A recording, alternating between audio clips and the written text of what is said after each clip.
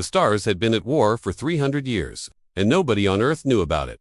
Commander Veltar stood on the bridge of his ship, watching the blue planet slowly rotate below them. His forearms worked at different control panels while his large eyes studied the data streaming across the screens. The planet was beautiful, covered in white clouds and deep blue oceans. But what interested him most were the strange signals coming from its surface. Another transmission. "Commander," said his communications officer, "they're still broadcasting in all directions. No encryption, no attempt to hide." Veltar's mouth opened in what other species might mistake for a smile, but for his people it showed concern. These creatures called themselves humans, and they had no idea how dangerous the galaxy really was. They sent radio waves into space, like children shouting in a dark forest full of predators. The Coalition had been fighting the Vorthok Empire since before these humans had learned to make fire. The Vorthok were monsters that consumed entire worlds, turning peaceful planets into slave colonies or worse. Every species in the galaxy either fought them or served them. There was no middle ground. But somehow, this little blue world had escaped notice. Until now, what do we know about them? Veltar asked his science officer. Primitive but advancing quickly. They've just developed nuclear weapons and basic spaceflight. Their population is around 7 billion. They seem to be divided into many different groups that often fight each other.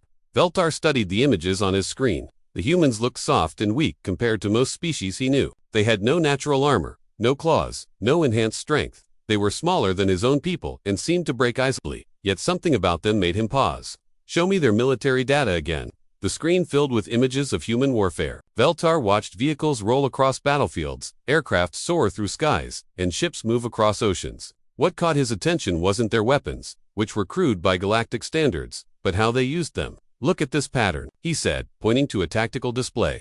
"They adapt their strategies constantly. Each conflict, they change their approach based on what they learned before." His science officer nodded. "Yes, Commander, they seem to learn very quickly from their mistakes. But they're still centuries behind our technology." On the planet below, Dr. Kim Minho was staring at his computer screen in his laboratory in Seoul. For weeks, his radio telescopes had been picking up strange signals from space. Not the random noise of stars and planets, but something organized, something artificial. "Lieutenant Park Soo," he called to his assistant. "Come look at this." Park Soo hurried over, her coffee still steaming in her hands. She was young, but brilliant, one of the best analysts Kim Minho had ever worked with. "What is it, Doctor?" "These signals. They're not natural. Someone is watching us." Park Soo nearly dropped her coffee. "Watching us? You mean aliens?" Kim Minho nodded slowly. "The patterns are too regular to be natural phenomena, and they're coming from multiple points around our solar system. We're being observed." In another part of the building, Lee Yuna was working on a different puzzle. She had been tracking unusual electromagnetic signatures that seemed to move through space near Earth. Whatever was creating these signatures was using technology far beyond anything humans had developed. "Dr. Kim," she called out, "I think you need to see this." The three scientists gathered around Lee Yuna's workstation. On her screen was a three-dimensional map of space around Earth, dotted with moving points of light.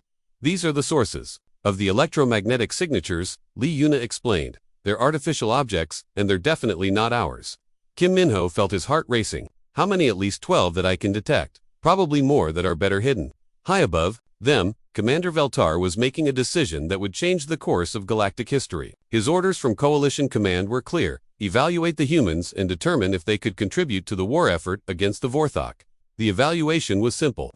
The humans were too primitive, too divided, and too weak to be of any use. In a galactic war, they would need decades of technological advancement and cultural development before they could even understand the scope of the conflict, let alone contribute to it. "Prepare the report," Veltar told his communications officer. "Recommend that we leave this species alone. They're not ready for contact with galactic civilization." "What about the Vorthok, Commander? If they discover this world?" Veltar's expression darkened. "The Vorthok are focused on the core worlds right now. This remote system isn't strategically important enough to draw their attention. These humans should be safe for now." As the Coalition ships prepared to leave Earth's solar system, none of them noticed the small changes happening on the planet below. Dr. Kim Minho and his team were already working to decode the alien transmissions they had intercepted. Military leaders around the world were quietly being briefed about the possibility of extraterrestrial contact. The Coalition had made their choice. Humanity was too weak and primitive to matter in their ancient war. They would leave Earth alone and focus on more important battles. It was a decision they would soon regret. The galaxy was about to learn that sometimes the most dangerous enemies are the ones you choose to ignore. 6 months had passed since the Coalition ships had left Earth's orbit. During that time, Dr. Kim Minho and his team had worked day and night to understand the alien technology they had detected. They had made incredible progress. but they were about to face their first real test. The Vorthok Empire had found Earth. Captain Choi Han was eating breakfast in his apartment in Seoul when the sirens began. At first, he thought it was just another drill. South Korea had many military exercises, and the warning systems were tested regularly. But when his phone rang with an emergency military code, he knew this was different. All units report immediately. The voice on his phone said, "This is not a drill. Unknown aircraft approaching all major cities worldwide." Choi Han grabbed his uniform and ran for his car. As he drove through the streets of Seoul, he could see people looking up at the sky. With confusion and fear, dark shapes were moving through the clouds, much larger than any aircraft humans had ever built. The first Vorthok ship descended over Tokyo at exactly noon local time. It was massive, the size of a city block, with a hull that seemed to absorb light. Strange symbols glowed along its sides, and weapon ports opened like hungry mouths. Major Kong Min was commanding the defense of Busan when the attacks began. He watched from his command center as plasma beams cut through buildings like they were made of paper.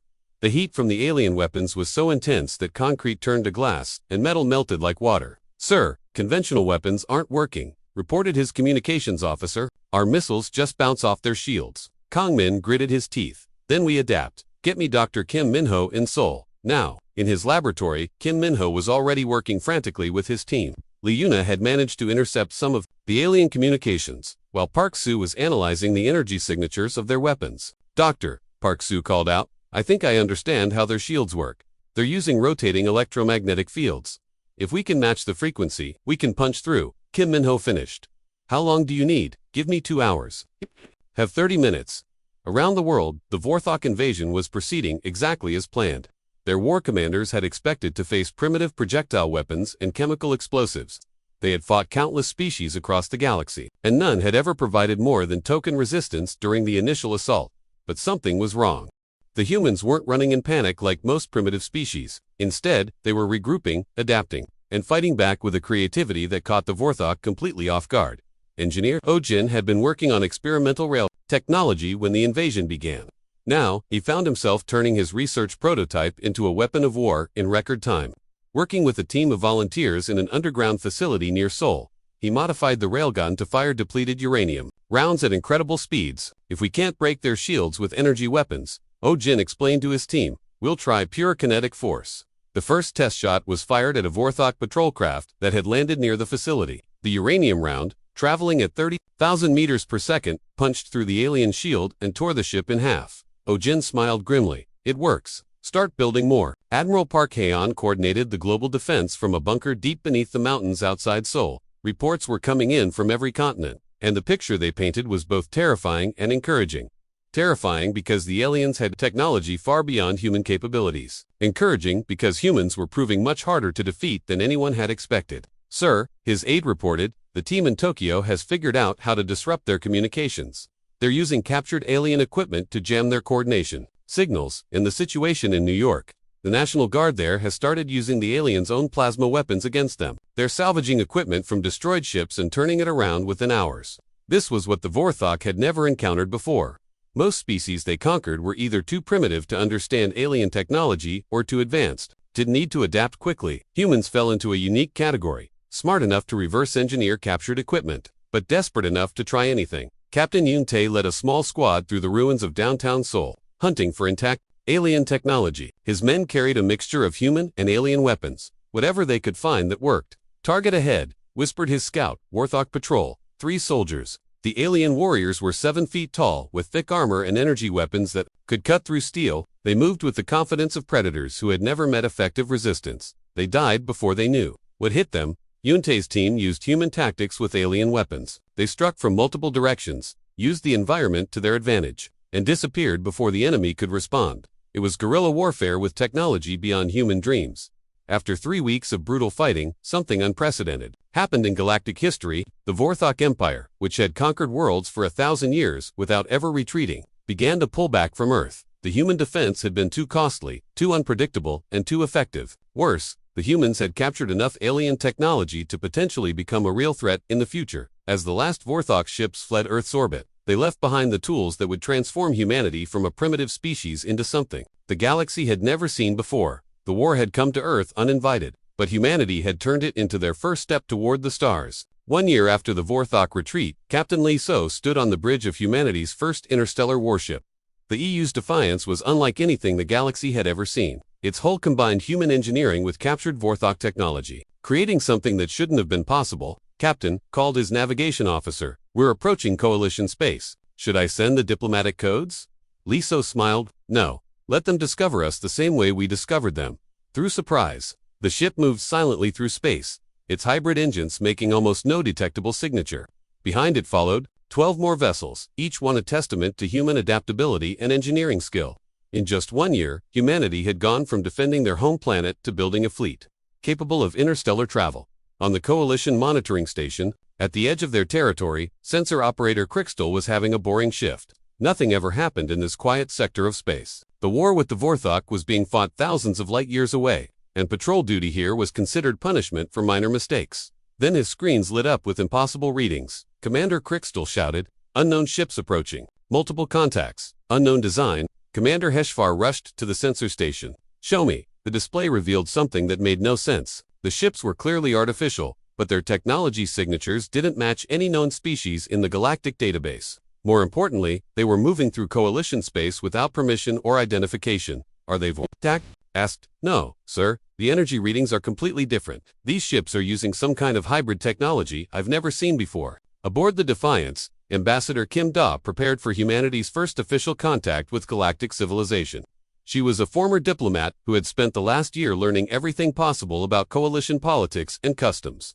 More importantly, she understood that first impressions would determine humanity's future in the galaxy. "Captain Lee," she said, "open a channel to the Coalition station." The transmission that reached the monitoring station was in perfect Coalition standard, but the accent was completely unfamiliar. "Coalition vessels. This is Ambassador Kim Da, of the United Earth Federation. We request permission to address your High Council on a matter of galactic importance." Commander Heshvar stared at his communication officer in confusion. "United Earth Federation? That's not in our database." "Sir," his tactical officer interrupted. "I'm reading their weapon signatures. These ships are heavily armed with technology I don't recognize. This is Commander Heshvar of Coalition Station 7. Identify yourselves and state your business in Coalition space." Kim Da's voice came back calm and confident. "We are representatives of humanity from the planet Earth. We understand you didn't invite us to your war. We're here to show you how it's won." Within hours, the Coalition High Council was meeting in emergency session.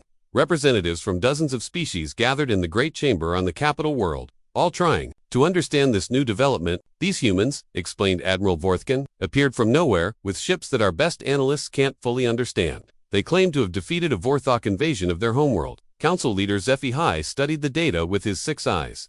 "That's impossible. The species we observed 1 year ago was barely capable of spaceflight. How could they have developed interstellar travel so quickly? More importantly," added the Kethmoran representative, "how did they survive a Vorthok invasion? No primitive species has ever accomplished that."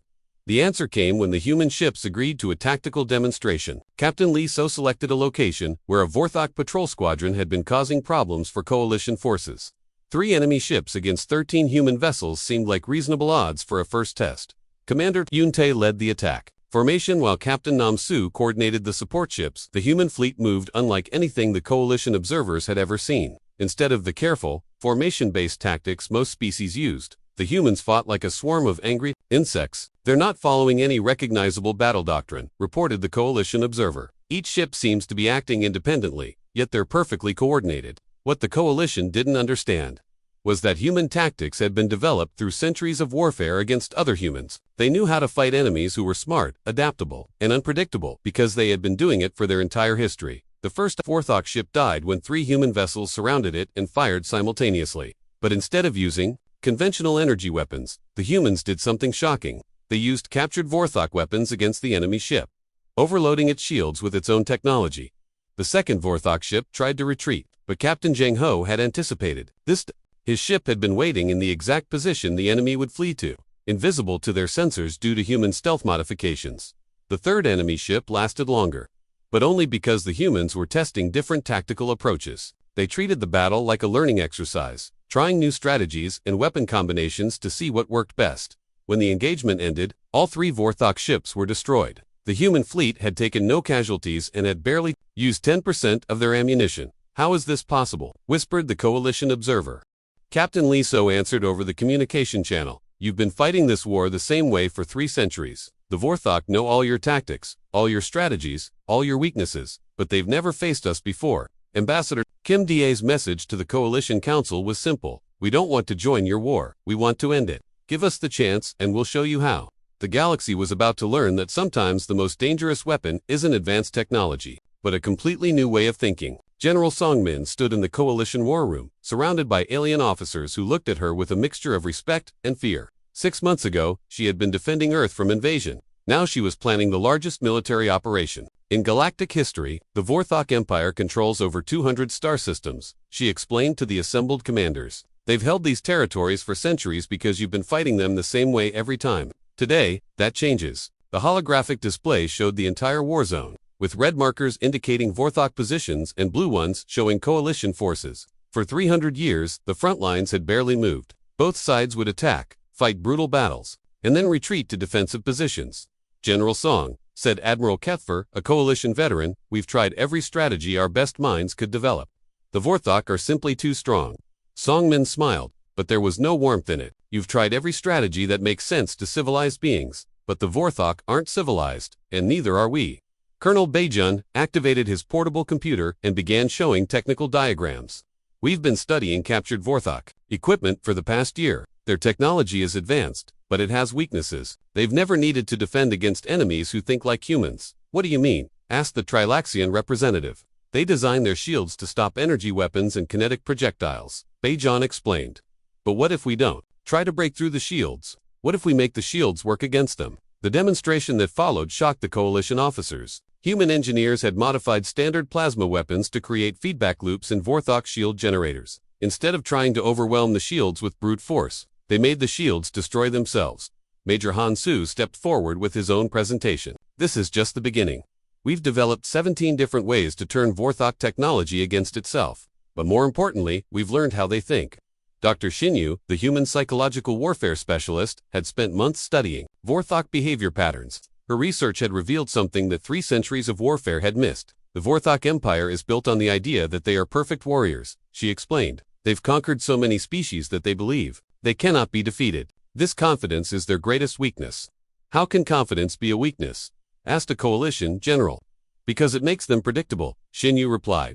They always choose the most aggressive option because they've never needed to be cautious. We can use that against them. The first test of human tactics came at the Kefter system, where a Vorthok fleet had been besieging a coalition colony for 2 years. The traditional approach would have been to send a larger fleet to fight a direct battle. Instead, Captain Zhang Ho arrived with just 5 ships. The Vorthok commander, Warlord Grixonoff, was confused by the small human force. Only 5 ships. Are these humans planning to surrender? The answer came when Zhang Ho's ships began broadcasting on all Vorthok military frequencies, but instead of demands for surrender, they transmitted something else, recordings of Vorthok ships being destroyed by human forces, along with tactical analyses showing how easily human technology could penetrate Vorthok defenses. This is psychological warfare, explained Dr. Shinyu to the coalition observers. We're not trying to destroy their ships immediately, we're destroying their confidence first. The Vorthok fleet began to behave erratically. Some ships moved to attack positions while others held back defensively. Their perfect coordination started to break down as individual commanders began to doubt their orders. That's when Captain Zhang Ho struck. His ships didn't attack the Vorthok fleet directly. Instead, they targeted the space around the enemy ships, using modified weapons to create electromagnetic distortions that interfered with Vorthok communications and sensors. Blind and unable to coordinate, the Vorthok fleet became easy prey for the human ships. But the most shocking part came next. Instead of destroying the enemy vessels, the humans disabled them and broadcasted surrender offers. We don't want to kill you, Zhang Ho transmitted to the Vorthok fleet. We want you to go home and tell your people what happened here. Tell them that humans fight differently. Tell them that your empire's expansion is over. 3 Vorthok ships surrendered. 2 fled back to their territory. The siege of Kefter was broken without the massive battle that coalition planners had expected. Word of the human victory spread through both coalition and Vorthok space. For the first time in centuries, a Vorthok fleet had retreated without inflicting significant casualties on their enemies. They're making us look weak, Admiral Veltar reported to his superiors. Every species in the galaxy is watching to see how we respond to these humans. But the humans weren't finished. Over the following months, they repeated their success across dozens of star systems. Each victory followed the same pattern: psychological warfare, technological surprises, and offers of surrender rather than total destruction. Captain Li Jun led a fleet that liberated 3 coalition colonies in 1 week. Captain Park Da developed new communication jamming techniques that left Vorthok fleets fighting blind. Commander Unite specialized in hit-and-run attacks that appeared from nowhere and vanished before the enemy could respond. The Vorthok Empire, which had expanded continuously for 1,000 years, suddenly found itself losing territory for the first time in their history. Worse, they were losing to an enemy that seemed to fight by completely different rules. "They don't fight for honor or glory," reported a surviving Vorthok officer. "They fight to win, and they'll use any method necessary." The galaxy was learning that humans didn't just bring new technology to the war. They brought a completely new philosophy, that victory was more important than how you achieved it. Admiral Kim Soo stood before the largest gathering of alien leaders in galactic history. Representatives from 47 different species filled the massive assembly hall on the coalition capital world. 3 years ago, none of them had even known humans existed. Now they were all waiting to hear her plan for ending the oldest war in the galaxy. "The Vorthok Empire is retreating to their core worlds," Kim Soo announced, her voice carrying clearly through the translation systems. "Their outer territories are collapsing, their fleets are scattered, and their commanders are afraid to engage our forces. The war that has lasted 3 centuries will end within the next 6 months. The alien representatives looked at each other in amazement. The youngest being ever appointed to lead coalition strategic command was a human female who looked barely old enough to command a single ship, yet she spoke with the confidence of someone who had never lost a battle. "How can you be so certain?" asked the Kethmoran ambassador. Kim Soo smiled. "Because we understand something about war that you've forgotten. The goal isn't to fight forever. The goal is to win and then stop fighting." Commander Li Jun operated from the bridge of his flagship as the final assault on Vorthok territory began. Unlike the massive fleet battles that had characterized this war for centuries, the human approach was surgical and precise. "Target the command centers first," Li Jun ordered his tactical officer. "Disable their ability to coordinate, then offer surrender terms." His fleet consisted of ships from 12 different species, all equipped with human-designed modifications and following human tactical doctrine. The aliens had learned that human methods were effective, even if they were sometimes difficult to understand. Captain Park Da led a mixed squadron of human and Trilaxian vessels against a Vorthok stronghold. Her ships moved through space like dancers, each one perfectly positioned to support the others. But what made the formation truly effective wasn't the technology, it was the human understanding of how to fight as a unified force. "Vorthok fleet detected," reported her sensor officer. 37 ships, full battle formation. "Transmit the standard offer," Park Da commanded. "Give them one chance to surrender before we begin the attack." The message that went out to the Vorthok fleet was simple. "This is Captain Park Da of the Coalition forces. You are surrounded and outmatched. Surrender now, and you will be treated according to galactic law. Refuse, and we will destroy your ships and broadcast your defeat to every Vorthok world." Most alien species would have found this approach dishonorable. Civilized warfare traditionally began with formal challenges and ritual exchanges, but humans had learned long ago that psychological pressure was often more effective than weapons. 12 Vorthok ships surrendered immediately. The remaining 25 chose to fight and were destroyed within an hour. On the Vorthok homeworld, Emperor Korthvax watched the reports of defeat streaming in from across his empire. For 1,000 years, his people had been the masters of galactic warfare. They had conquered dozens of species and forced the rest into defensive positions. Now they were losing 2 creatures they had never heard of until 3 years ago. "How many ships have we lost this month?" he asked his military advisor. "Over 300, my emperor, and the humans keep broadcasting our defeats to our own people. Morale across the empire is collapsing." This was the part of human warfare that the Vorthok truly couldn't understand. Humans didn't just defeat their enemies, they made sure everyone knew about it. Every victory was recorded, analyzed, and transmitted across the galaxy.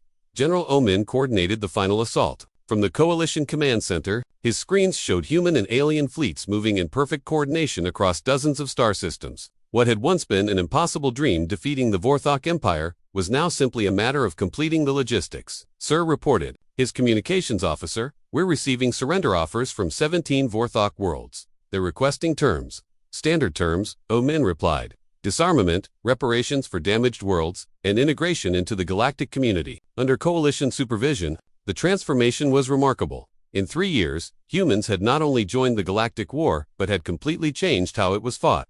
Alien crews now trained under human instructors.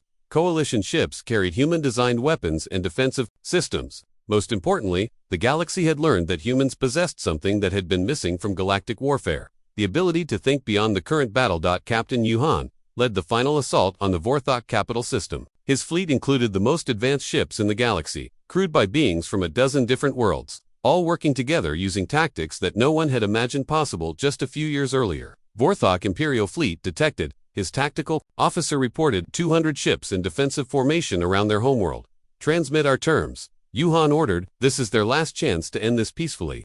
The message to Emperor Korthvax was delivered by Admiral Kimsu herself. Your empire is finished. Your fleets are destroyed. Your territories are liberated. And your people are ready for peace. Surrender now, and the Vorthok species will be allowed to join the galactic community as equals. Continue fighting, and your homeworld will share the fate of your military. The surrender came 3 hours later, as Admiral Kim Soo stood on the bridge of her flagship, watching Vorthok ships power down their weapons. She reflected on humanity's incredible journey. 3 years ago, they had been an unknown species fighting for survival. Now they were the acknowledged leaders of galactic civilization. The galaxy had learned that sometimes the most powerful weapon wasn't technology or numbers, but simply a new way of thinking about old problems. Humanity hadn't been invited to the war, but they had ended it.